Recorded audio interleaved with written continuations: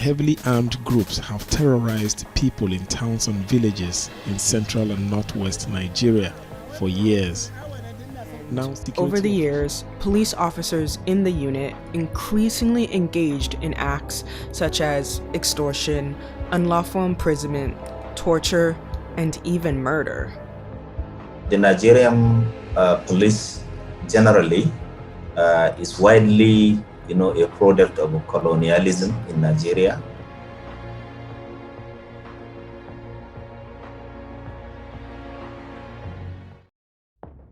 Nigeria is just a few months away from the 2023 elections.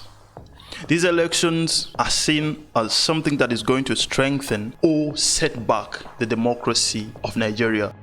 There has been an increment in voter registrations and a wave of civic engagement among young Nigerians. And these young Nigerians in the recent years have often asked for better governance through elections. I feel we need another government. I feel we need a different change. A lot of people are coming out to vote because they want a better Nigeria, they want a better leader. I'm definitely going to vote for the right candidates. We just want the right person to enter there. I want a leader that will change this Nigeria into a better place and that will benefit all Nigerians. There are still dangers, risks of electoral violence in the country where political and criminal violence has reached new levels. They are embarrassed at the failure of government, and they have decided that, look, instead of just talking, let us also get involved. On Wednesday, the Nigerian government branded the criminal gangs as terrorist groups. In a television interview, President Muhammadu Buhari said, "We labeled them terrorists. We are going to deal with them as such." In recent years, chronic uphills in Nigeria have spread beyond the long-running Islamic extremists. There was an incident in the past few months in Abuja where scores of gunmen seized a prison and freed more than 800 prisoners, including members of an extremist group. And these people took responsibility of the attack publicly. Of course, at this moment, Nigerians, mostly the young Nigerians, saw this incident as yet another shocking breakdown in their country's ability to maintain basic security. Count. So if vote will not count, why should I vote? Thirdly is also the fear of violence. In the lead up to elections, you find that a lot of violence often occur, and everybody is actually afraid for their life. So this makes people not to turn out during voting on the election day. Events like these pose risks to Nigeria's election campaign that includes the National Assembly and presidential elections that is going to happen in 2023 February. The insecurity in Nigeria right now underscores the urgency of ensuring that the Independent National Electoral Commission of Nigeria has the political backing it needs and the security it needs at home, from the international community and from the people of Nigeria, to ensure its own independence from politics and the safety and credibility of coming polls.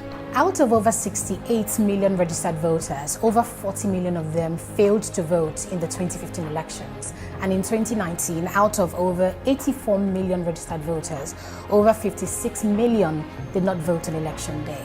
So why did most of the electorates fail to show up to vote? Sometimes people believe that when they go out to go and vote, that their votes will not count. So they simply stay away. Some people also believe that government has not worked for them. And when government has not worked for them, they simply stay away from voting. Is this the chance to strengthen Nigeria's democracy? Nigerians, mostly the young ones, are mobilizing for an election that will have enormous consequences for their and Nigerians' future. Nigerians have stood in long lines to register to vote.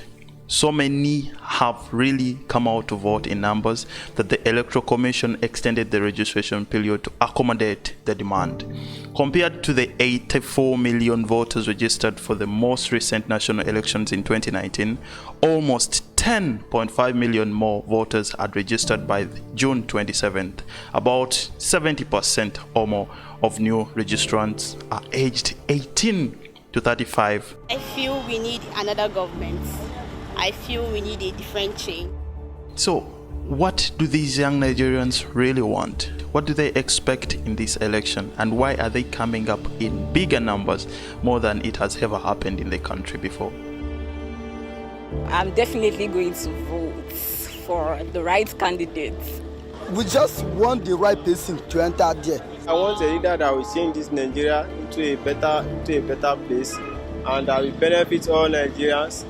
Nigerians say that they are driven partly by a sense of an election that is more open for candidates who might have the integrity and openness they say they are seeking for, especially on the enormous challenges facing the country. For decades, Nigeria's government have been dominated by the People's Democratic Party, the PDP, and in the past 8 years, the All Progressive Congress, APC.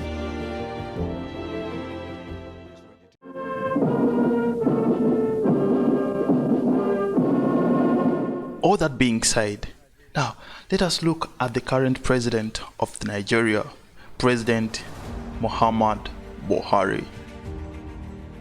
Buhari has been in office since 2015 when he defeated the incumbent Goodluck Jonathan. The pair achieved the first peaceful transfer to an opposition party in Nigeria's history. Now Buhari cannot run again because he has served the maximum 2 terms according to Nigeria's constitution. This has, however, created a more open election in which polls and news coverage reflect strong interest, notably among youth. During Buhari's reign, young Nigerians demanded for change. They carried echoes of the massive protest movement called EndSARS, which focused initially in 2022 on police violence by the country's Special Anti-Bully Squad, SARS. The movement has, however, broadened to cover grievances, including rights abuses, unemployment, endemic violence, and corruption in the country. The 2023 elections will be held in a much more complex security environment, and the current President Buhari has a task to direct Nigeria's security organs, including the police, the military, to improve their coordination with the Electoral Commission. About 70% of Nigeria is under the age of 30, with girls under 30 alone comprising nearly 1/3 of the total population. Based on their sizable role in the country's demographics, you would think youth and young women specifically in Nigeria should have more of a voice in the decision-making process. Yet, both are often underrepresented and excluded as collaborators in all sectors. So when you look at things like this, you see the reason as to why young Nigerians have come out to register, to get ready to vote for their leaders in the 2023 elections.